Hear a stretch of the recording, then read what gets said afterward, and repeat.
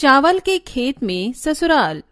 जयेश जी चावल के बहुत बड़े व्यापारी हैं। आसपास के गांव में उनका काफी नाम है। बड़ी ही मेहनत और लगन से उन्होंने जीवन में बहुत कुछ हासिल किया।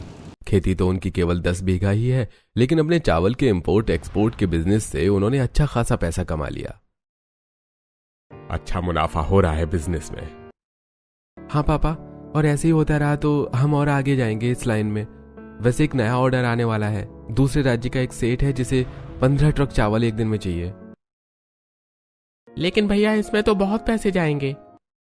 हाँ, लेकिन मुनाफा भी उतना है।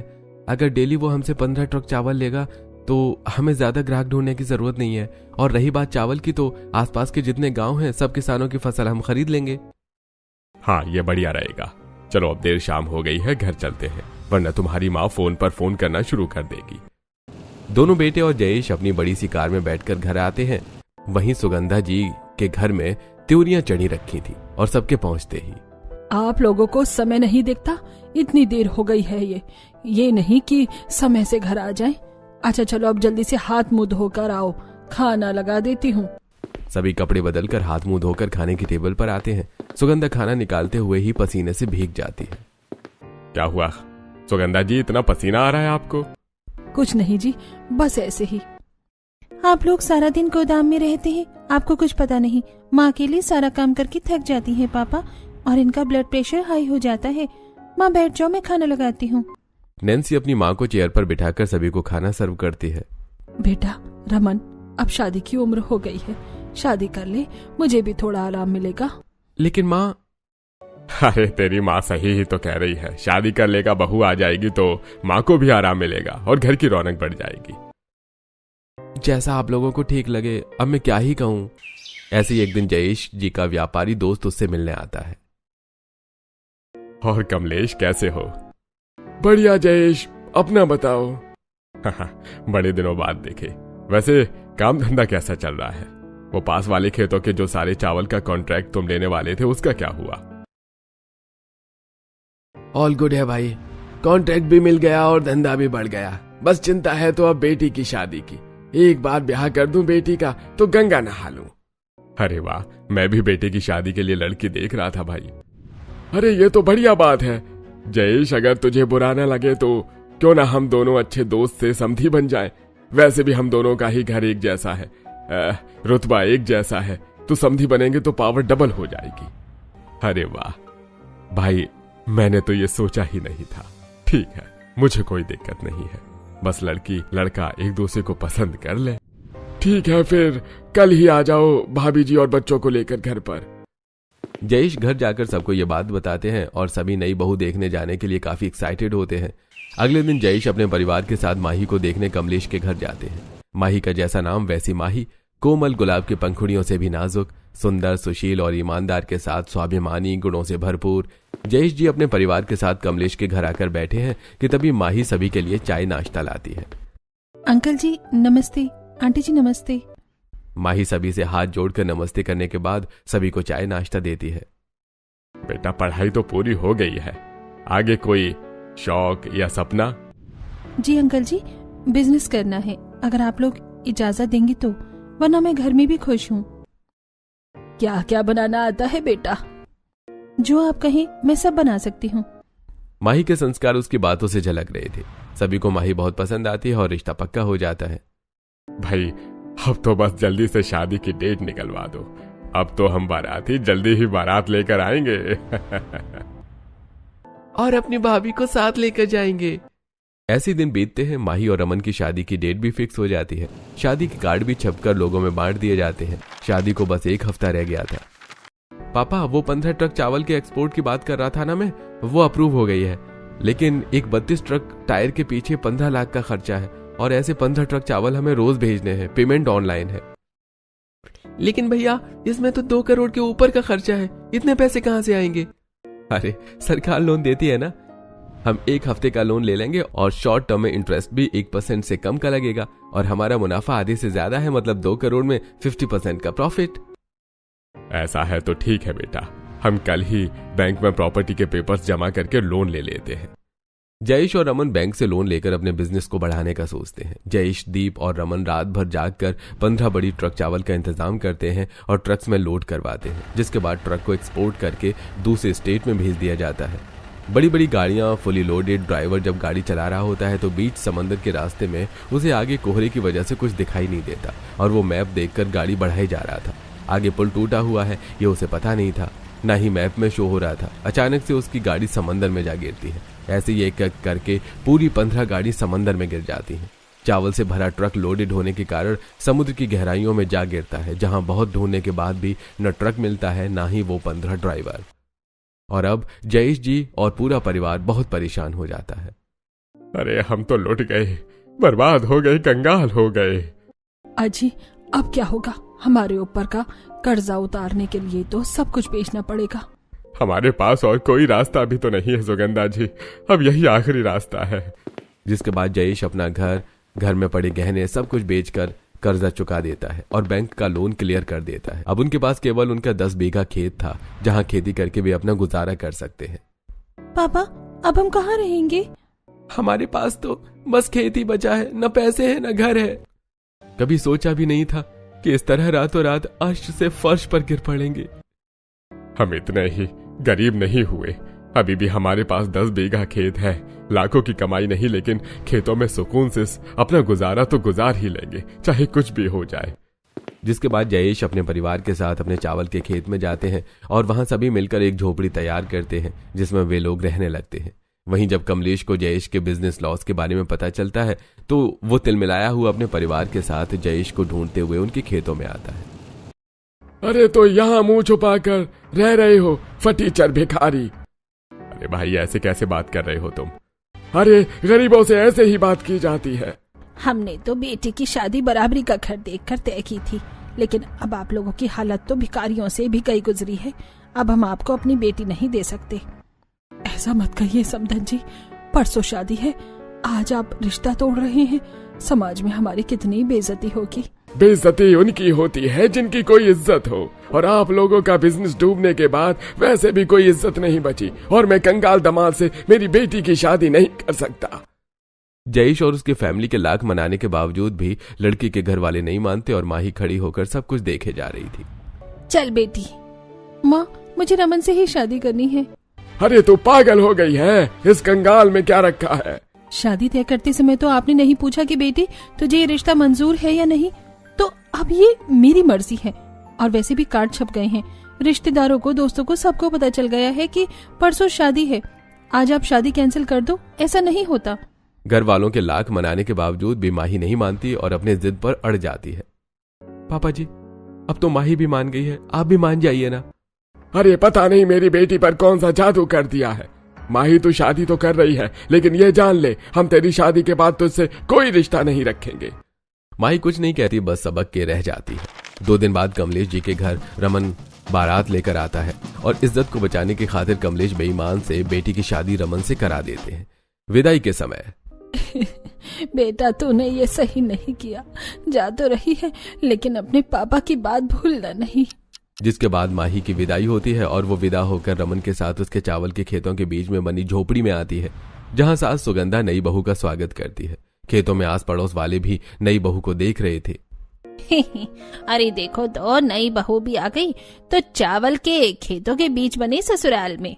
इन गरीबों की यही औकात है, क्या बहू के लिए कमरे का घर भी नहीं बनवा सकते थे? अरे बहू गरीबों का खून चूसती है, इन्होंने देखो अब उसी का नतीजा है। भाई ये तो हंसने वाली बात हो गई है। अमीर की बेटी आई चावल के खेतों के ससुराल में। सभी ठाके लगाकर हंसने लगते हैं और नई बहू का खूब मजाक बनाते हैं। अरे ओ बूढ़ी काकी काका, और कोई काम नहीं है क्या? दूसरों के घरों की पंचायत में लगे हो, जाओ भागो यहाँ से, बुढ़ापे में दिमाग सठिया गया है। देखो तो इस छोकरी को कैसे तेज कैंची किसी जुबान चला रही है। हमने तो सही ही कहा, चावल के खेतों का भी ससुराल होता है क्या? अरे रखने खिलाने की औकात नहीं थी तो ब्याह नहीं करना था। मैं रिक्वेस्ट करती हूँ कि आप लोग यहाँ से दफा हो जाइए, वरना मजबूरन हमें वो करने पर मजबूर होना पड़ेगा जो हम नहीं करना चाहते। जिसके बाद सभी मुंह बनाकर वहां से चले जाते हैं।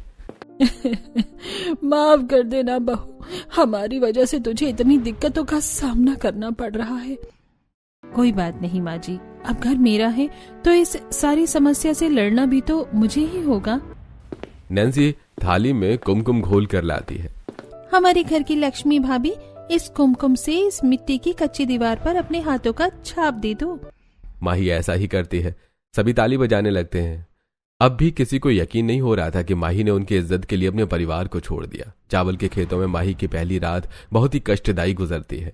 रात भर मच्छरों के कारण माही सो नहीं पाती। वहीं अगली सुबह माही जल्दी उठकर झोपड़े में झाड़ू बगार करती है और धान को मुसल से कूटने बैठ जाती है। बहू, तू ये क्या कर रही है? माँ जी, आज मेरी पहली रसोई है ना, इसीलिए मैं धान से चावल निकाल रही हूँ ताकि सबके लिए खीर बना सकूं। भाभी, आपको तकलीफ करने की जरूरत नहीं है। तकलीफ कैसी? और अपने ही घर में कोई दिक्कत नहीं है, मैं कर लूंगी नैन्सी।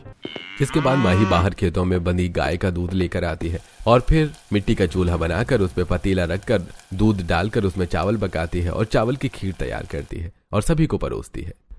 पापा जी, कैसी बनी है खीर? बहुत स्वादिष्ट है बहू, तुमने इतने कम में ही स्वादिष्ट खीर बना दी है। बहुत टेस्टी बनी है।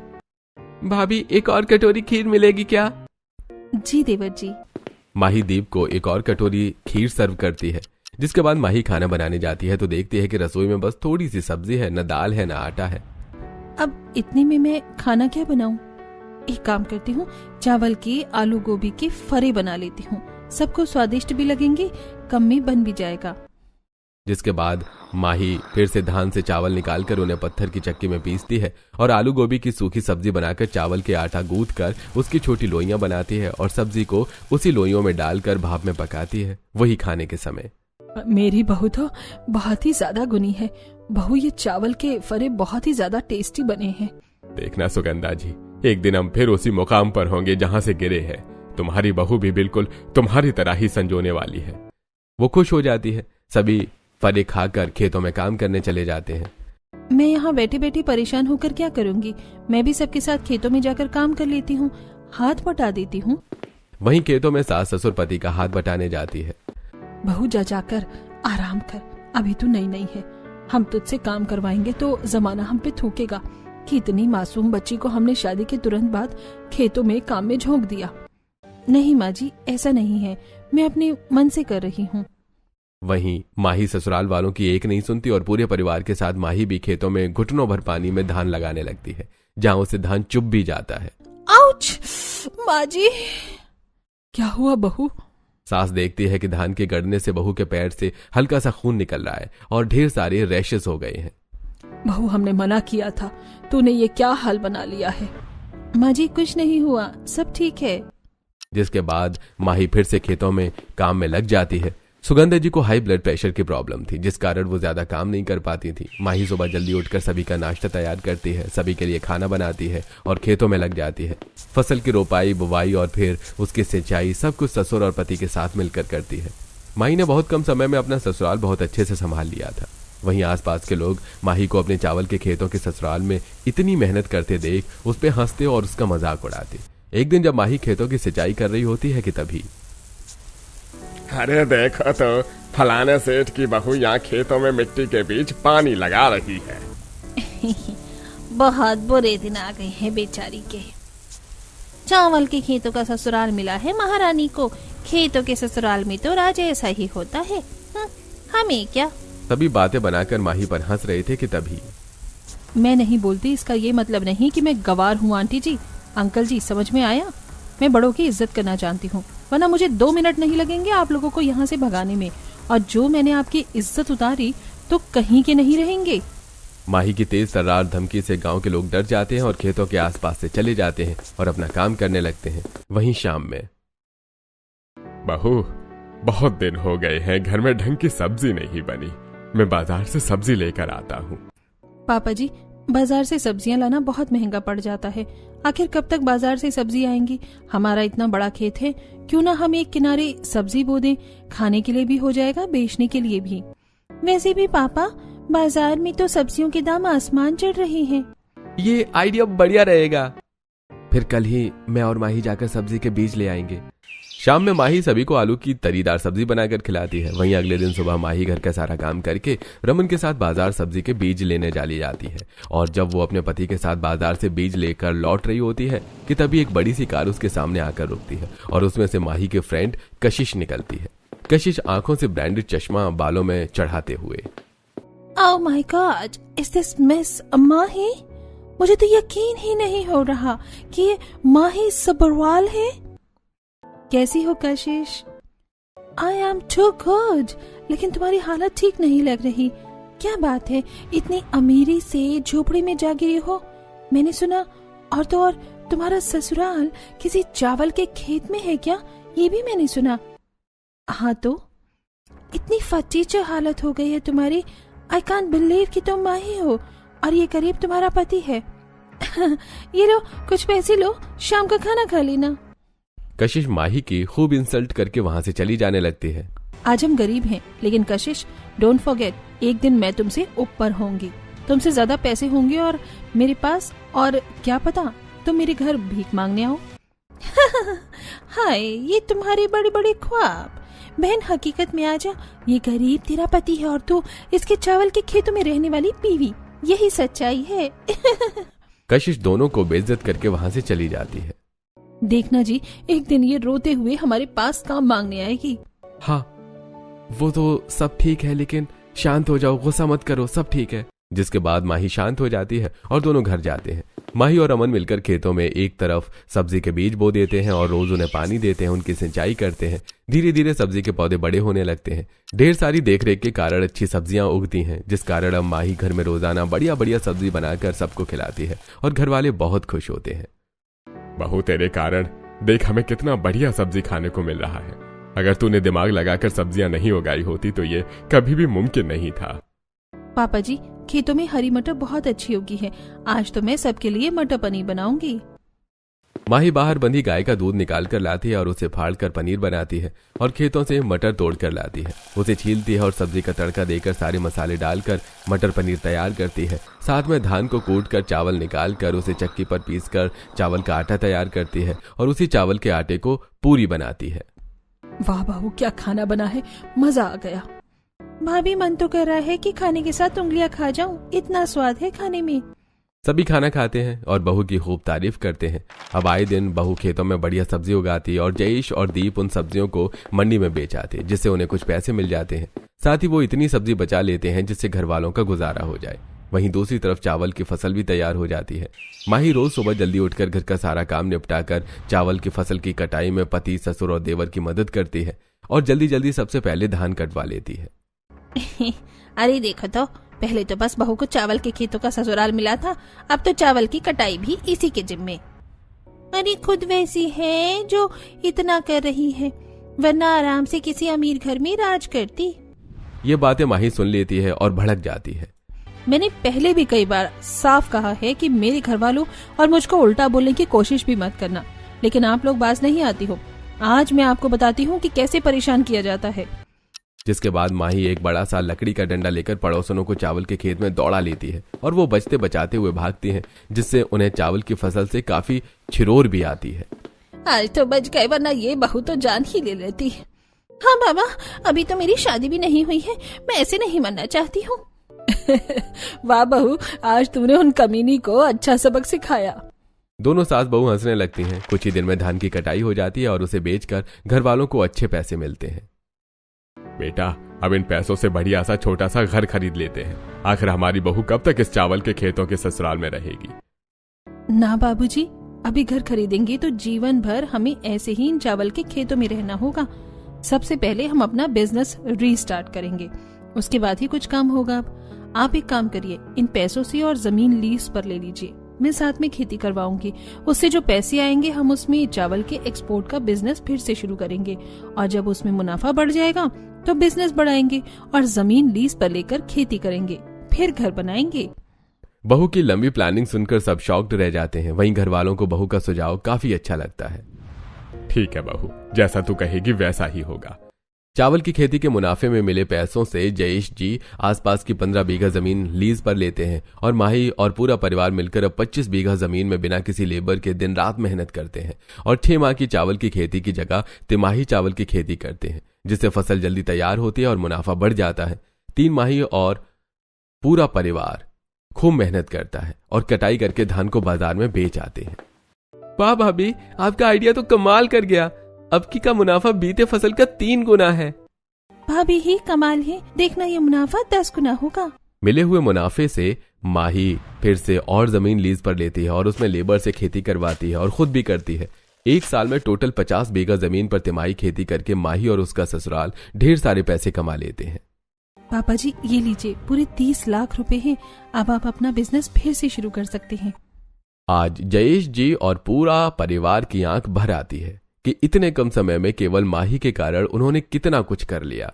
जयेश जी 30 लाख रुपए से अपना डूबा हुआ बिजनेस फिर से शुरू करते हैं और आसपास के गांव से सस्ते दाम में चावल खरीदकर एक्सपोर्ट करना शुरू करते हैं। साथ ही 50 बीघा लीज पर ली हुई जमीन पर माही मजदूरों से खेती करवाती है। एक तरफ चावल की तिमाही खेती और दूसरी तरफ एक्सपोर्ट का काम। माही दोनों ही काम अपनी देखरेख में कर रही थी, जिस कारण मुनाफा बढ़ता जाता है और मानो चावल के खेत में रहने वाले ससुराल वालों पर लक्ष्मी माँ धन की वर्षा कर देती हैं और बिजनेस शुरू करने के 6 महीने में ही सारा पैसा रिकवर हो जाता है और मुनाफा 10 गुना से बढ़ जाता है। मुझे तो यकीन ही नहीं हो रहा माही कि हमें वो सब फिर से मिल रहा है जो हमें चाहिए था। आप चिंता मत करो जी, ये सही होगा। बस भोले बाबा पर भरोसा रखिए और हाँ, कुछ भी हो जाए अब हार नहीं माननी है, दिमाग का इस्तेमाल करना है। आज मुझे गर्व हो रहा है कि मैंने अपने बेटे के लिए सही लड़की चुनी। माही का दिमाग तो कमलेश भाई साहब से भी तेज है। बिजनेस के ये सारे पैतरे मैंने पापा से ही सीखे हैं। 2 साल हो गए थे मायका छोड़े। अचानक से मायके का नाम आते ही माही की आंखें भर आती हैं। बहू चिंता मत कर, वो समय आ गया है, अब तो जल्दी ही अपने परिवार से मिलेगी। 2 महीने और बीत जाते हैं। अब खेती और बिजनेस दुगनी रफ्तार से कमाई कर रहा था। बहू ने खेतों में महंगे बासमती चावल उगाना शुरू कर दिया था। बहू ये ले मिठाई खा। किस खुशी में पापा जी? बहू हमारे एक्सपोर्ट बिजनेस को ऑफर आया है, बहुत बड़ी डील मिली है और खुशी की बात यह है कि स्पॉन्सर कोई और है, न बैंक से पैसे लेने हैं न खुद के पैसे लगाने हैं। सब स्पॉन्सर संभालेगा और मुनाफे का 10% कमीशन लेगा। मतलब बाकी के 40% मुनाफा हमारा? सही समझी तुम। यह सुनकर माही झूम उठती है। जल्दी से रमन जी स्पॉन्सर के थ्रू एक्सपोर्ट का बिजनेस एक्सपेंड कर देते हैं। अब दिन में 2 नहीं बल्कि 20 ट्रक चावल एक्सपोर्ट होता है और वो अच्छा खासा मुनाफा कमाने लगते हैं और एक खुद की बड़ी कंपनी शुरू करते हैं। बहू अब हमें लगता है कि घर ले लेना चाहिए। आज पास वाले लोग बहुत मजाक उड़ाते हैं। पास ही खेत में खेती कर रहा एक किसान जयेश जी की बात सुनता है। अरे मजाक कैसे ना उड़ाए। अरे अब तो अमीर हो गए, नई बहू की जिंदगी क्या चावल के खेतों के ससुराल में बितानी है? अब घर ले लो। नहीं पापा जी, हम इसी खेत में अपनी बड़ी सी हवेली बनाएंगे, कहीं और घर नहीं लेंगे। इसी खेत के कारण आज हमारे पास फिर से सब कुछ है, इसीलिए मैं यहाँ से नहीं जाना चाहती हूँ। सभी बहू की बात मानते हैं और बहू के कहे अनुसार 10 बीघा चावल के खेत में 2 बीघा में जयेश जी एक बड़ी सी हवेली बनाते हैं और कुछ नए खेत भी खरीदते हैं। अब सब कुछ बढ़िया चल रहा था। फिर एक दिन, मैंने आज तक तुम्हें कुछ नहीं दिया, आज मेरे साथ शॉपिंग चलोगी माही? ऑफ कोर्स पतिदेव। रमन और माही अपने लग्जरी कार में शॉपिंग के लिए जाते हैं। रमन माही को मॉल से ढेर सारी ड्रेस दिलाता है और साथ ही ज्वेलरी शोरूम लेकर जाता है, जहां उसे लाखों की ज्वेलरी और डायमंड नेकलेस दिलाता है। रमन और माही जब ज्वेलरी शॉप से शॉपिंग करके निकल रहे थे, तभी माही को उसकी वही अमीर दोस्त दिखती है, लेकिन आज वो थोड़ी अलग लग रही थी। अरे ये तो वही लड़के हैं ना? हाँ जी, ये वही है। माही तो यहाँ, अरे ये सब हमेशा हालात एक जैसे नहीं होते, मैंने तो पहले ही कहा था। तू सही कह रही है, मैं खुद हंसती थी तुझ पे और बाकी गरीब लोगों पर। आज इसलिए भगवान ने मुझे मेरे किए की सजा दी है। मेरे हस्बैंड का बिजनेस लॉस में चला गया है। माही क्या तू अपने हस्बैंड की इंपोर्ट एक्सपोर्ट कंपनी में मेरे हस्बैंड को जॉब दिला सकती है? कल इंटरव्यू के लिए भेज देना। इतना कहकर माही और रमन वहां से निकल पड़ते हैं। थैंक यू माही और रमन जीजू। दोनों वहां से जा चुके थे और कशिश हाथ जोड़े वहीं खड़ी रह जाती है। ये सारा मंजर पास की दुकान में खड़े माही के पिता भी देखते हैं और जब उन्हें पता चलता है कि जयेश उनकी समधी का परिवार अब उनसे 10 गुना अमीर हो गया है, तब कमलेश को अपनी गलती समझ में आती है। वो अपने पूरे परिवार के साथ बेटी के ससुराल जाते हैं। माही अपने पिता को देखकर भावुक हो जाती है, लेकिन बिना कुछ बोले अंदर चली जाती है। समधी जी, समधन जी, अंदर आइए ना। मानुषी और कमलेश माही का ससुराल देखकर हैरान रह जाते हैं। चावल के खेतों के बीच बड़ी सी हवेली, ढेर सारे नौकर चाकर और बहुत सारी सुख सुविधाएं भी। सुगंधा और जयेश अपने समधी समधन की खूब खातिरदारी करते हैं। मम्मी जी, पापा जी, आप लोग बहुत उदास दिख रहे हैं, क्या बात है? हमारी बेटी हमसे खफा है, हम कैसे खुश हो सकते हैं? बहू अब जिद छोड़ दे, माँ बाप है, माफ कर दे, बात कर ले। तभी माही जाकर अपने माता पिता के गले लग जाती है और खूब रोती है। अपने पिता को माफ कर देना बेटी, हमसे बहुत बड़ी गलती हो गई।